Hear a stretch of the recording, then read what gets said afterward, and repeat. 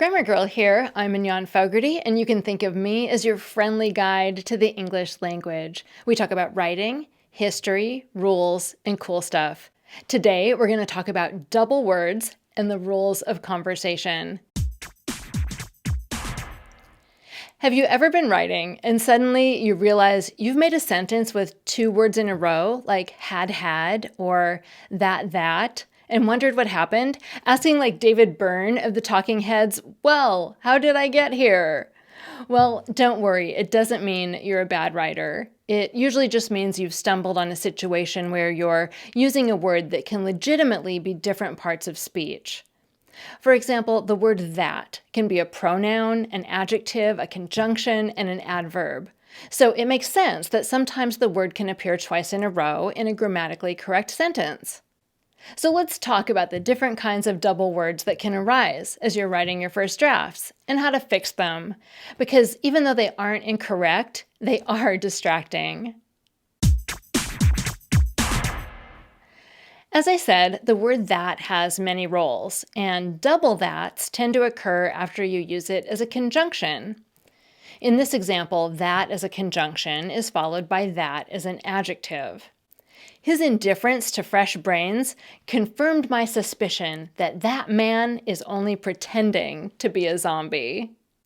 I've used that to identify a specific man, that man.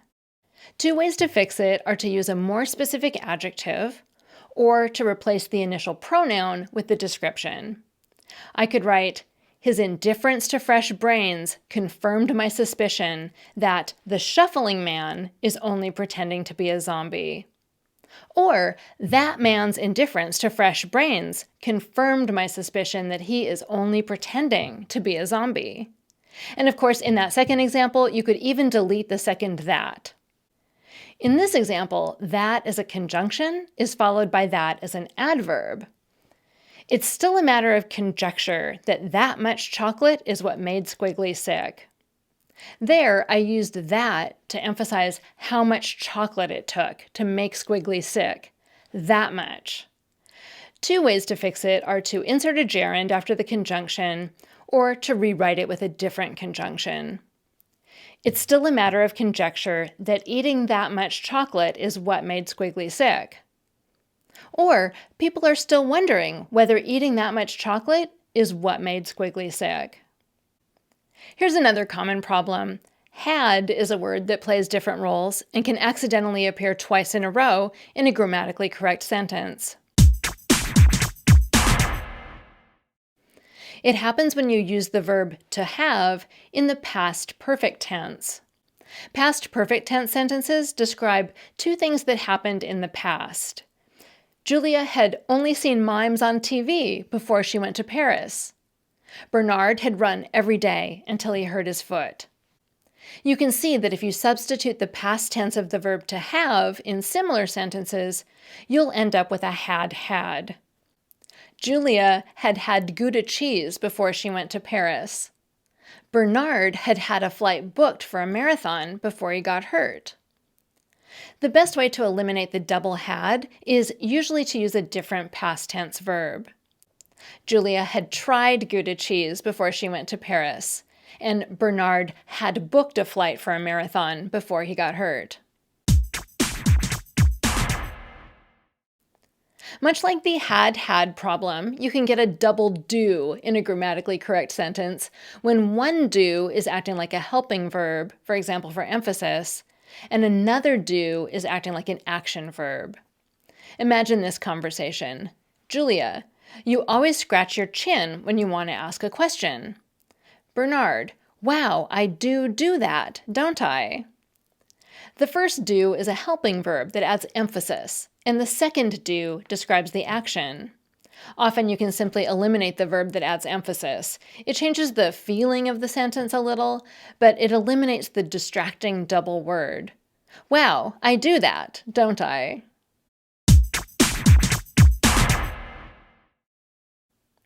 When a name or title starts with the word the, and you want to use it in a sentence following the, it's okay to just drop the capitalized word from the title.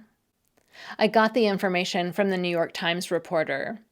I wish I could meet the Hunger Games cast. According to the Chicago Manual of Style, you can also drop the article from the title when it makes your sentence sound better. Who took my Hunger Games poster? Unlike the other double words we've considered, sometimes the double is grammatically correct and sometimes it's wrong. In speech, it's not uncommon to hear someone say something like, "The problem is that it's almost dark outside." But that's wrong and clunky, and you shouldn't use it in standard written English. But it's an easy fix just to delete one of the is's. The problem is that it's almost dark outside. A statement like this, though, actually is grammatically correct. What this is a mess. What this is the subject of the sentence, and it's followed by a predicate that starts with is. It's easier to see when you consider a sentence with a similar subject that uses a different verb. Instead of what this is, let's try what this merits as a subject. What this merits is a rewrite. You can eliminate the first double is by changing the subject. Instead of what this is a mess, just try this is a mess. Or if for some reason you want the wordiness, like maybe it's dialogue in fiction or something like that, you could try what we have here is a mess. That segment was written by me. Next, I have a segment by Valerie Friedland. For every instance where we say exactly what we mean, there are probably just as many times when we require our co-conversationalists to get our drift without our saying it explicitly. For instance, say you ask me what the weather's going to be like tomorrow, and I reply with, "You might want to have an umbrella." Notice that I did not really provide a direct answer. I never said that it was expected to rain. Instead, my answer led you to infer that it might rain. If you ended up dragging an umbrella around all day and it never rained, you couldn't really accuse me of giving you bad information about the weather, since all I said was to bring an umbrella. After all, you were the one who jumped to conclusions. But you might still feel a little bit misled, and with good reason, because you assumed I was playing by the same rules you were. Now, by rules here, I mean the set of rules that we all implicitly follow, which make for smooth and successful conversations. We may not think about it very often, but there have to be rules that help regulate our conversations. Or if we do things like speak in soliloquies or say random and unrelated things. And though you may not have ever been taught these rules the same way you're taught other ones, like spelling rules or rules for verb conjugation in Spanish, you learned them as part of your communicative competence, a fancy way of referring to the socially appropriate knowledge we learn as speakers of a language. In 1975, philosopher Paul Grice wrote an influential article called Logic and Conversation, proposing that conversation is a norm or rule-governed activity. He suggested that to be successful, conversationalists have to approach the task of conversation with the idea of being maximally cooperative, a guiding principle he termed the Cooperative Principle. Now, the Cooperative Principle just tells us to be as cooperative as possible in broad fashion, but Bryce also came up with 4 sub-rules, or what he called maxims, that provide more detail about how we go about being cooperative, and also about how we make sense of others' responses that on the surface might not seem all that cooperative. For example, when Aardvark asks Squiggly to go fishing on Saturday, and Squiggly tells him he has to wash his hair, why is it that Aardvark feels rejected? Well, on the surface, hair washing and fishing aren't related at all, and it would appear that Squiggly did not appropriately respond to Aardvark's question. But because of the underlying rules of conversation that we've learned to follow, Aardvark understands the implied meaning, making something called a conversational implicature. One of the rules Grice proposed is the maxim of relation. This rule states that we should make what we say pertinent to the situation and conversation at hand. For instance, if I told you I failed my math test, and you responded by saying that your dog bit the mailman, it's hard to see how that relates at all to how I did on my math test. So, to make our conversation effective, you instead know that you need to say something that relates to what I said, like offering commiserating consolation, or by telling me your own math score. Of course, in the hair washing example above, it might also seem the reply wasn't relevant to the question. After all, how does hair washing relate to fishing? But herein lies the additional rub. In addition to following the maxims, Grice proposes that we can also flout them, meaning we say something that signals to our listener to look beyond the literal meaning of what we said to a more implied meaning. One like, I can't go fishing because I have a whole hair washing spa thing planned for tonight, which will keep me otherwise occupied. Why would we bother flouting instead of just saying no?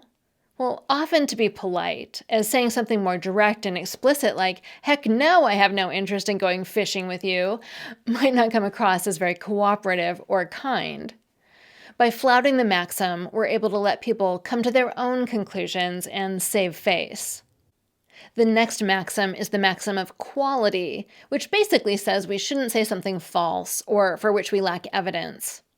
In other words, if you tell me Aardvark got the highest grade on the math test, I assume that you have some information that leads you to this conclusion, and you aren't just proclaiming it so. When we engage in conversation, we assume that we can take what others say at face value, unless we understand that they're flouting the maxim for some intended effect, like sarcasm or irony, like when they tell us that the wait at the DMV wasn't bad at all while rolling their eyes. Of course, bad actors can and sometimes do exploit our socialized willingness to trust what others say, and this is why lying feels like such a violation. There's also the maxim of quantity, a maxim that tells us to be as informative as is needed in the specific situation. In a nutshell, this means we need to be detailed enough without going overboard. For instance, if Aardvark asks Squiggly if he knows the time, and Squiggly simply answers with, yes, I do, then that's a violation of the maxim of quantity, and Aardvark can rightfully find Squiggly annoying. Part of what it means to have cooperative conversations is to understand the norms for what constitutes the appropriate amount of information to share. And as part of this cultural knowledge, Squiggly knows that asking someone if they know the time is really a request for telling them the time. So Squiggly was violating the maxim of quantity, likely for comedic effect. On the flip side, if you've ever had the sense that someone overshares details or is giving you TMI, then it's probably because you sense that they're violating the maxim of quantity. The final and perhaps most interesting maxim is the maxim of manner. This maxim is really more about how we choose to say something, as it guides us to make sure we're being clear, brief, organized, and unambiguous in what we say. So, for instance, when Aardvark says, Squiggly came to the party and I left, we take it to mean that Aardvark left after Squiggly showed up, not before, because of the way Aardvark presented the information. And given that Squiggly blew off Aardvark's fishing invitation earlier, who can blame Aardvark for avoiding Squiggly? Again, when people flout this maxim by doing something like spelling out the word walk as W-A-L-K in front of their dogs, which is more vague and inefficient than just saying the word, it's a signal to a listener that they need to look deeper for how to make sense of it in the context. For example, that the speaker was trying to avoid overexciting the pup. Of course, these maxims are guides, not do-or-die rules, so people don't always follow them. But when people overtly violate them by lying, by over-talking, or being disorganized and vague in how they package what they say, they don't tend to have a lot of subsequent conversations. That segment was written by Valerie Friedland, a professor of linguistics at the University of Nevada in Reno, and the author of the forthcoming book, Like Literally, Dude, about all the speech habits we love to hate. You can find her at valeriefriedland.com or on Twitter as FriedlandValerie. Next, I have a Familect story. Good morning, Grammar Girl. Here's another Familect story for you. Like many 2-year-olds, my now 17-year-old daughter liked to eat goldfish crackers as a snack. Not remembering the name of the snack, she asked for cookie fish. It only took a minute to figure out what she was asking for, and her name for the treat was so charming that it stuck. We still call the delicious yellow crackers cookie fish. Thank you. Bye. Thank you. That was so cute. It made me laugh. If you want to share the story of your familect, a family dialect, or a word your family and only your family uses, call the voicemail line at 83321-4GIRL, and I might play it on the show. Grammar Girl is a quick and dirty tips podcast. Thanks to my audio engineer, Nathan Semes, and my editor, Adam Cecil. Our ad operations specialist is Morgan Christianson. Our marketing and publicity assistant is Davina Tomlin. Our intern is Kamryn Lacy. And our digital operations specialist is Holly Hutchings, who loves to cuddle her black lab deputy. And I'm Mignon Fogarty, better known as Grammar Girl. You can find me on Twitter and YouTube as Grammar Girl. That's all. Thanks for listening.